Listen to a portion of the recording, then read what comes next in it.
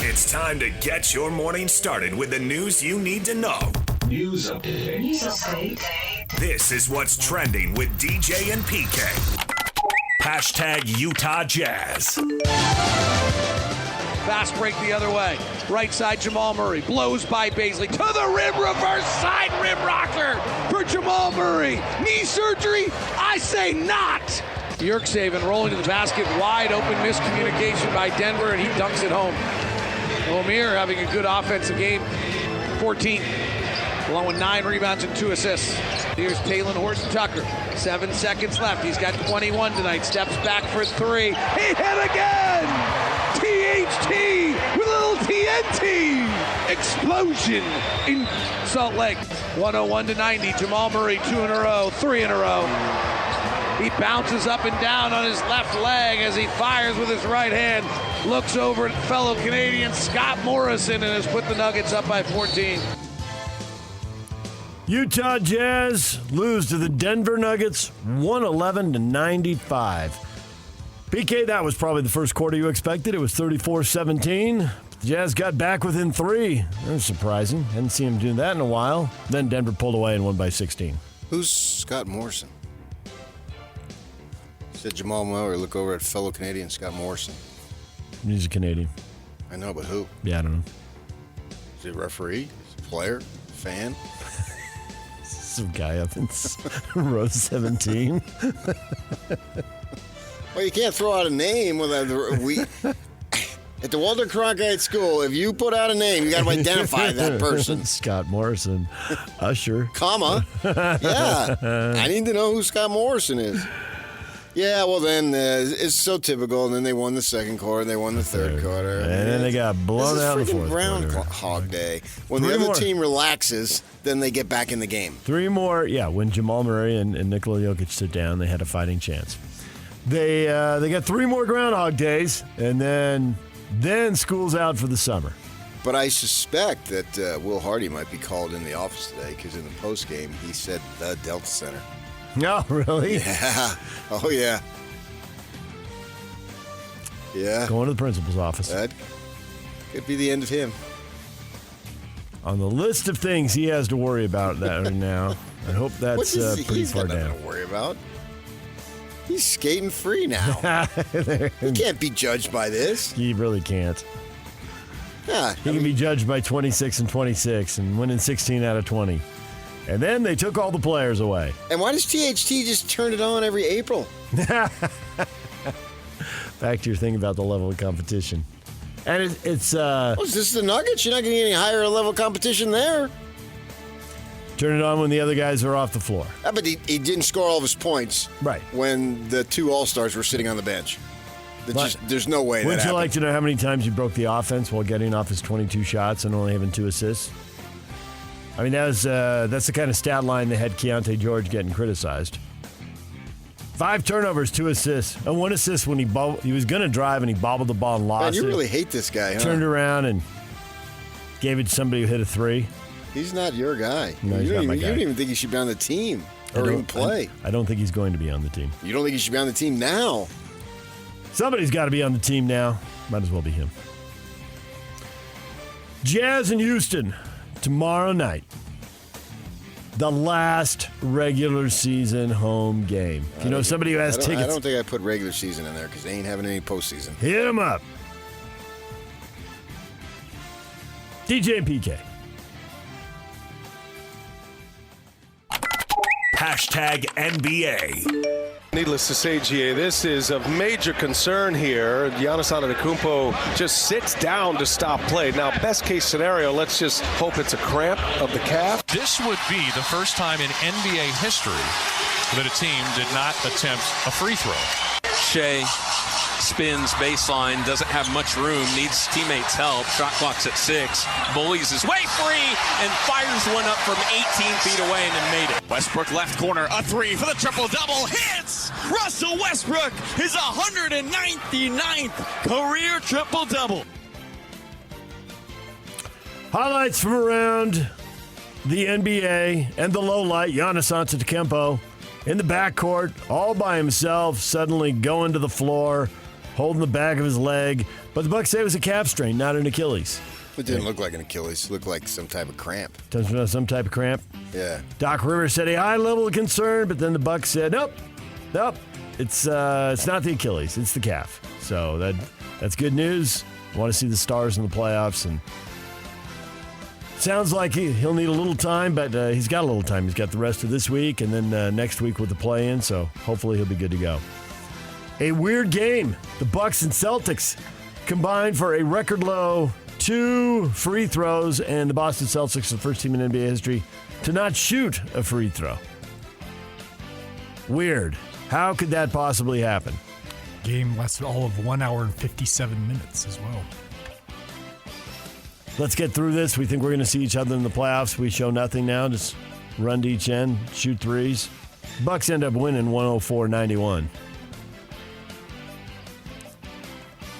Bizarre, but there you go. For some reason, Antetokounmpo went and shot 2 free throws, and nobody else did the entire game. Suns got off to a terrible start. 4 points in the first 11 minutes, trailing 35-4 against the Clippers. They end up losing 105-92. 35-4, not your average NBA score, PK. Well, yeah, shots didn't go in. I think they're sort of playing out the string. I've said for weeks I didn't think they were anything close to be a contender. I'm not going to go by one game, as well. See, there's conclusive proof. I just don't think they have enough. At the top of the West, obviously, Denver won because they beat the Jazz. Minnesota keeping pace. They beat the Wizards 130-121. Anthony Edwards, 51 points. He a player, man. Minnesota and Denver tied for the top spot, and Oklahoma City is a game back. The Thunder beat the Kings 112-105. Shai Gilgeous-Alexander had a 40-point game in that one. So they're the big three in the West. Memphis Grizzlies star John Morant had a judge rule that Morant fairly raised self-defense in a lawsuit filed by a teenager he punched in July of 2022. The legal team for the teenager said they're disappointed, but they'll forge ahead with the lawsuit's next step. Right, because he's got money, and I want some of it. DJ and PK. Hashtag college basketball. Since our season ended, Ellen and I have spent a lot of time thinking about our time here at Kentucky. The last few weeks, we've come to realize that this program probably needs to hear another voice, that the university as a whole has to have another voice giving guidance about this program that they hear. And the fans need to hear another voice. We've loved it here, but we think it's time for us to step away and step away completely from the program. There have been opportunities that have been presented to us, and we're discussing them as a family. John Calipari formally announcing his departure from Lexington. He's in the final stages of signing a deal to join the Arkansas Razorbacks. Meanwhile, Kentucky media is out there doing things saying, well, he got the offer and came in and said, hey, I'm going to take this. What are you going to do for me if you don't? And they were like, take it. So he took it? So he took it. On to Arkansas. Chicago Bulls coach Billy Donovan said he has not had any contact with the University of Kentucky about its men's basketball coaching vacancy and reiterated his commitment to the Bulls prior to the team's game last night against the prior to the Bulls game last night. Donovan was an assistant coach at Kentucky from 89 to 93. I watched that, PK. Never said he wasn't going to Kentucky. He just said he hadn't talked to anybody, and he's committed. And you have experience in coaching searches before. Somebody can say they haven't talked to anybody, but a third party's handling everything, so they don't have to. Yeah, Melinda. Melinda? Well, John has Ellen. Billy has Melinda. I assume Ellen is his wife. I mean, there's plenty of ways to get around that, so we'll see. Scott Drew's name been out there. Some people said that he's been offered, so we'll see what happens there. And I think we got to pay tribute to Tara Vanderveer, man. She retired, 70 years old, won over 1,200 games. Not at Stanford exclusively. 3 NCAA titles, 14 Final Fours. The list of accomplishments goes on and on. A storied career. She's getting out at a great time. Right before Stanford goes into the ACC. Yeah, who wants to do that? not Tara Vanderveer. Yeah. And why? I'm good. Yeah, for sure. Right, yeah. Thinking, wow, that was. What about they that? made it easy for you. What about that road trip to Syracuse? Not doing it. Not doing it. Right. Thanks. In the winter, no less. I know. Yeah. So she's been quite the coach, as a standard there for so long. I've interviewed her many times over the years, coming through for teams that I was assigned to cover their games. So a true legend in college basketball. 38 seasons at Stanford. That's an incredible run. 45 as a coach, but 38 at Stanford. Right. She was at Idaho and someplace else. Where was it? Someplace else. Oh, Ohio State. Ohio State, yeah, that's it. She went from Idaho to Ohio State to Stanford. DJ and PK. Hashtag NFL. Dallas Cowboys star wide receiver CeeDee Lamb said he could sit out off-season workouts with the team, possibly hold out a training camp as he seeks a long-term contract extension. Lamb was an All-Pro last season and is entering the final season of his deal. But when asked by TMZ about his future, he said, quote, "Yeah, I'll be in Dallas." Closed quote. Always with the wide receivers, PK. This is low-level drama, at least right now. We'll see if it escalates. DJ and PK. Hashtag college football. Yeah, it still is. Isaac Wilson has done a great job assimilating the offense and getting everything digested. Brandon Rose has played his best football as a youth this spring, so he's a big plus for us. And really, it's those two guys that are battling for a 2 and 3. That's Kyle Whittingham addressing the media after a youth spring practice. He did make it clear he's not ruling out going to the portal for another quarterback. He never rules out anything, though. Yeah. That's the standard. Why would he rule that out? You think he'll do it? Well, who's available? I mean, I don't. If someone's available and want to come, yes, I do. Yeah. But I mean, he those two things, available and want to come. He can't control that. Right. But you came in the morning after the bowl game. Ooh, is there a problem with backup quarterback? I mean, yeah. Brandon Rose, why wouldn't he play? The way that game was going, and to hear he's not ready after all the time in the program was a red flag. Right. Yeah. And a freshman who's been on campus for a few weeks is running neck and neck with you.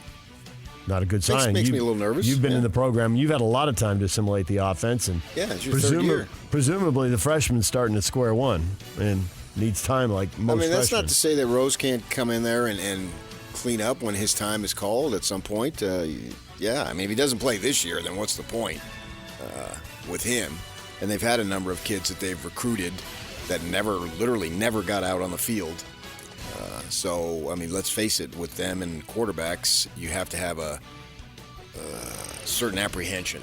I mean, they don't just roll. They're not a quarterback factory by any stretch, and they've had a number of recruits that just never even come close to getting on the field, and they leave. And a lot of them don't do anything anywhere else. I don't care what some pizza guy gave as a star ranking. So, yeah, I wouldn't be shocked at all. And if I'm a quarterback, depending on my situation, I would take a look at that, because Rising obviously cannot go for 14 years. He's got to leave at some point. And so the job will be open next year, you would think. And I've said this all the time. If you have an established starter, when he leaves, if the job then isn't open, you've done a poor job recruiting. It should be open. That's the time it should be open. So the point is, if somebody comes in and the transfer thing between now and August, you'll have an opportunity to compete for the backup then, and depending on what happens, you would have an opportunity a year from now to be the starter. Yeah, and they've got a premier program, so I would think that wouldn't shock me at all. And if they don't get a transfer now, then maybe down the line.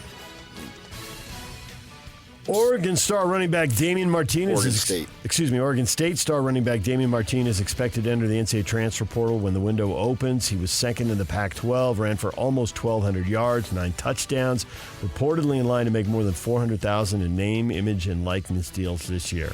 But the rest of college football looking at Oregon State and Washington State as they try to put the Pac-12 back together and picking off any player they can. And Damien Martinez looks like quite the get, so we'll see where he ends up. Assume he's going to end up at a school with a lot of NIL and a pretty strong brand. So Oregon? Man, a running back like that, it wouldn't surprise me if he went anywhere. Sure, I guess Oregon, yeah. Why not? Or Washington. But does he have to stay on the West Coast? I wouldn't think so. No. He runs for there's almost, not a law that says he has to. He runs for almost 1,200 yards. Let the bidding begin. Of course, Oregon State is a running team. A Florida judge denied the ACC's motion to stay Florida State's lawsuit against the conference. The decision comes 1 week after a judge in North Carolina ruled the ACC's lawsuit against Florida State can proceed. Florida State has challenged the ACC's grant of rights and the withdrawal fee from the league. See if the ACC can hold it together or if this is just all prelude to the settlement that it feels like is coming. Once I hear the words grant of rights. You checked out. Yeah. He's out. I'm a sports fan, not a grant of rights fans. DJ and PK. Hashtag Major League Baseball. Leclerc's pitch, swung on, fly ball, left center field and deep. Back is Jankowski at the wall. A 3, homer night for Shea Langoliers. The Keller Kid delivers. It's 4-3 Oakland. High fly ball, hit to deep left center field. Forget about it. Long gone. A grand slam home run. Christopher Morel. Salvi rips it, left center field, down into the gap. That's a base hit. Hampson takes off for third. He rounds the bag. The Astros don't even bother to pick it up. Hampson scores standing. The Royals win the game. El Capitan comes through in the clutch. The Royals beat the Astros 4-3 in 10 innings. Salvador Perez walking it off. Yankees win again. They are off to a great start, 10-2. They edge the Marlins, who are now 1-11, 3-2. Yankees picking up the win. The best and the worst here at the start of the season getting together, and it's all Yankees. You heard the A's in there, 4-3 winners over the Rangers. Tyler Glasnow strikes out 14. Dodgers win again. They beat Minnesota 6-3.